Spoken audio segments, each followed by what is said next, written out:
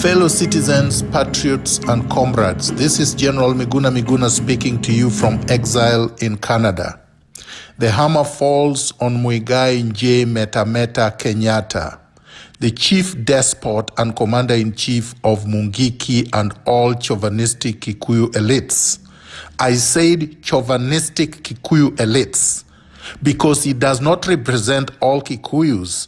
He leads the most tribal, chauvinistic elite in Kikuyu, the thieves that have grabbed all the land from the ordinary Kikuyu, the thieves that have turned the majority of Kikuyu people into squatters, into homeless scavengers in Kenyan cities, the thieves that have turned Kenya into a banana republic, a bankrupt basket case, the thieves that have stolen elections successively since 1963, the thieves that have stolen all public resources and turned the youth into starving, jobless, and destitutes in the Kenyan cities, towns, and villages. That is where the hammer falls. Uhuru Kenyatta is not qualified even to be what Luos call Akidede, the village chief. He failed throughout his life. Uhuru Kenyatta failed his CPE. Uhuru Kenyatta was taken to St. Mary's School in Nairobi and got all Fs. He was then taken to Amherst College in the US, where he flopped in his second year. He did not go beyond second year. Uhuru Kenyatta did not graduate in 1985. That's why Amherst College does not have his name in its graduating directory of 1985. That's why Amherst College has not put his name up like it does all its alumni. That's why Amherst College has not hosted him or celebrated him as quote-unquote a successful former student, like it always does all its most successful students, like all foreign universities do. In fact, foreign and local universities do. There is no university or college that does not celebrate its former student who becomes a president, a legitimate president. Amherst College has not celebrated this man because he's a failure. Uhuru Kenyatta is even a failure within the Kenyatta family. He was once given a restaurant and bar to run in Hurlingham, and he spent all his time smoking ganja, taking drugs, drinking, and basically playing around until the business went under. Uhuru Kenyatta was then put on a stipend by Muhoho Kenyatta, his younger brother. He was given handouts on a daily basis so that he could spend most of his time drinking in Githurai. Uhuru Kenyatta, by the time Moi plucked him from obscurity and imposed him on Kenyans as a nominated member of parliament, after Arap Too had been forced to relinquish his nominated MP's position, was nothing, was a nobody, had never held a job, had never earned a living, had never had any experience, had no certificate, not even a primary school certificate. Uhuru Kenyatta has messed up Kenyans' lives, has messed up the country, bankrupted the country, because he has never managed even a chicken coop. Uhuru Kenyatta is not capable of managing even a chicken coop, where chickens lay eggs and defecate. This is a patented failure that has now been put on Kenyans by force, by some despotic, chauvinistic Kikuyu elite that are in charge of the military and intelligence in Kenya. Somehow, somebody wants to convince Kenyans that a Kikuyu must be the president or prime minister or head of all important institutions: the treasury, the military, the intelligence, the civil service, the Attorney General's chambers, State House, Arambe House. Everything that is important is allegedly supposed to be headed by a Kikuyu. Yet there is nothing unique about being a Kikuyu elite. There is nothing unique. We have all gone to school with Kikuyus, including Kikuyu elites. They don't do better than us in school. In fact, it is always known that a lot of the so-called rich Kikuyus never crack it in school, never crack it in professional institutions, never crack it in business, never crack it in professional life. Some of the best lawyers are not Kikuyus. The best scientists are not Kikuyu elites. The best accountants are not Kikuyu elites. The best engineers are not Kikuyu elites. The best doctors are not Kikuyu elites. There is nothing uniquely edifying about being a Kikuyu elite. Just like being a Luo elite, being a Luya elite, being a Kalenjin elite, being a Pokomo elite. An elite is just an elite. That's it. Throughout history, the history of Kenya, the children of the poor have done much better in everything than the children of the rich. But somehow, they want to artificially make it look like money is leadership. Money is not leadership. Raw power does not give anyone vision. And Uhuru Kenyatta lacks vision. Article 142(2) of the Constitution of Kenya says, the term of president shall not be for more than 2 terms. No person shall hold office of president for more than 2 terms. Muigai Metameta has been an illegitimate president of Kenya since 2013.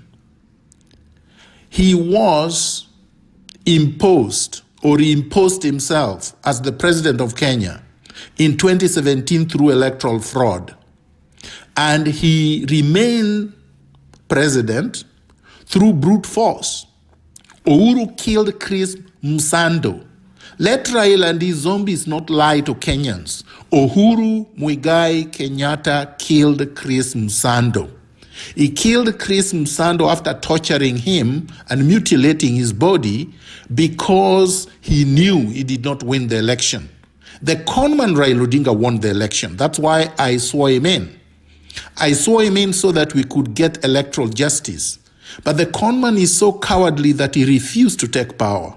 He refused to even be a titular head of a movement to transform Kenya, which is what NRM was.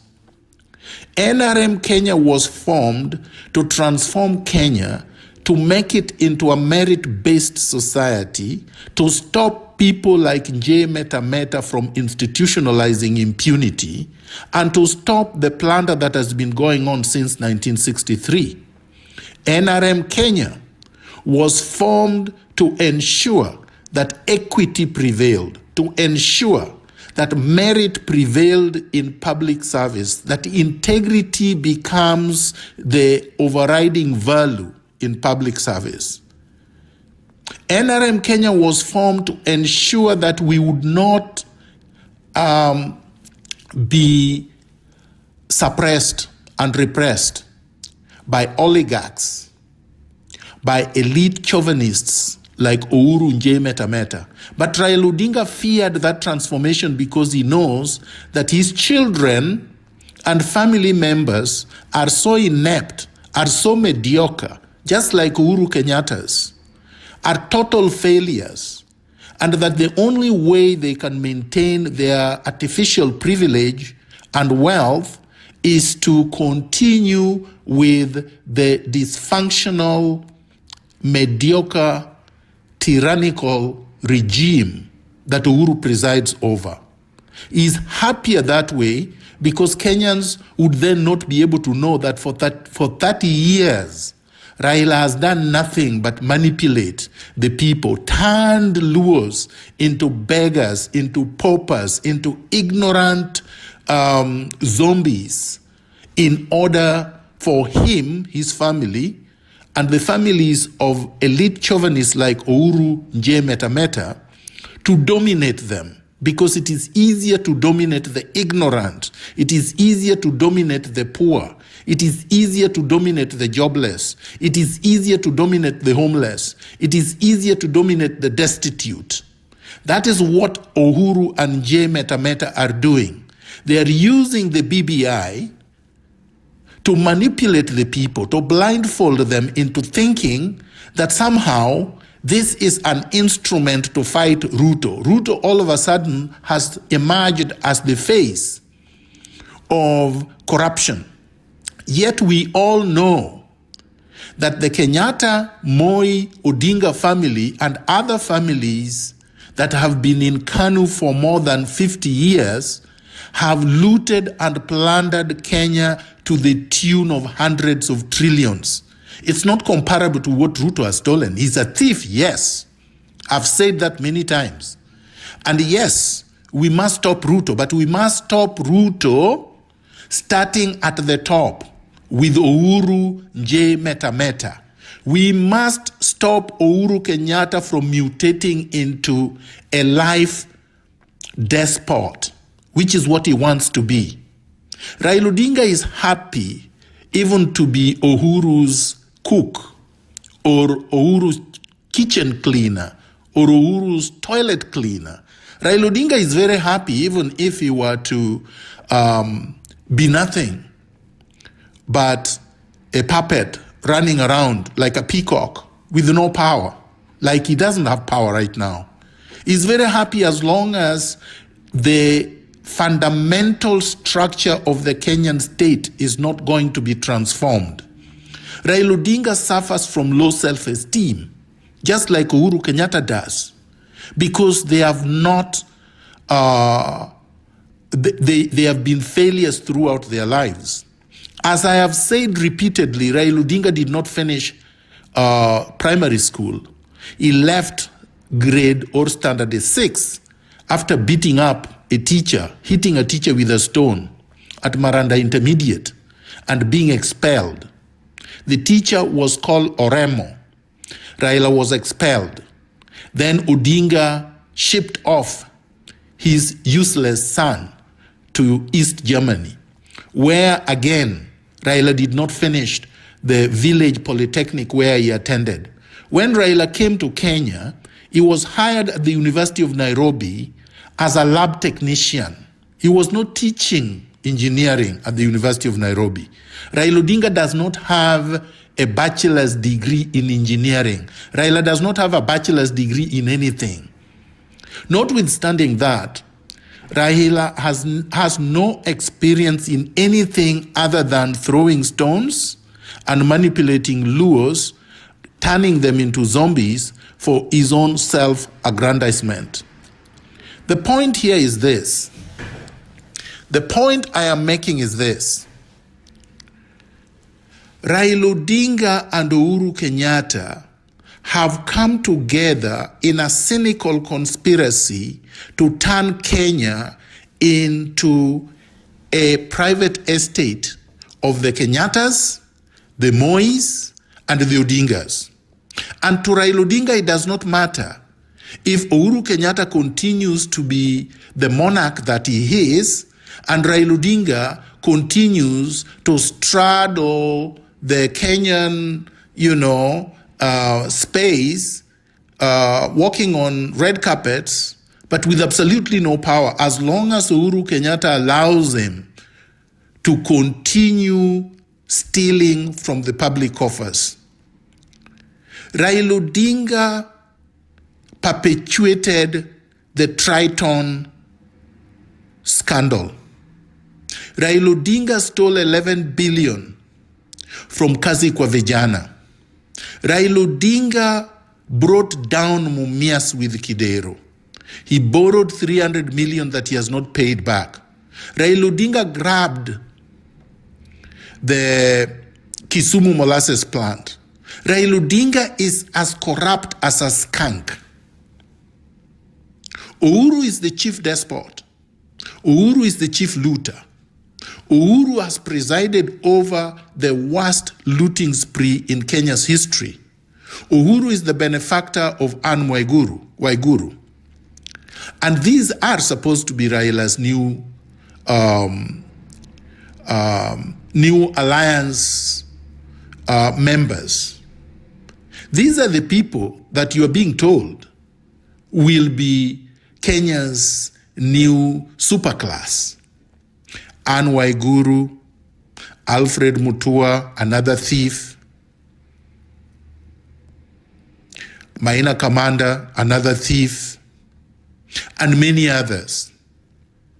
Kenyans must say no to this cynical ploy, because we know that the BBI handshake was a private arrangement between Raila Odinga and Uhuru Kenyatta to perpetuate impunity, to institutionalize impunity.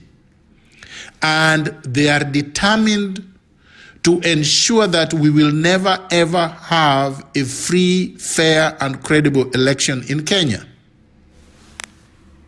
That is why we must stop the BBI. It is a poisoned product of a poisoned conspiracy. Mobilize. Stand up for your rights. Stop this cynical ploy.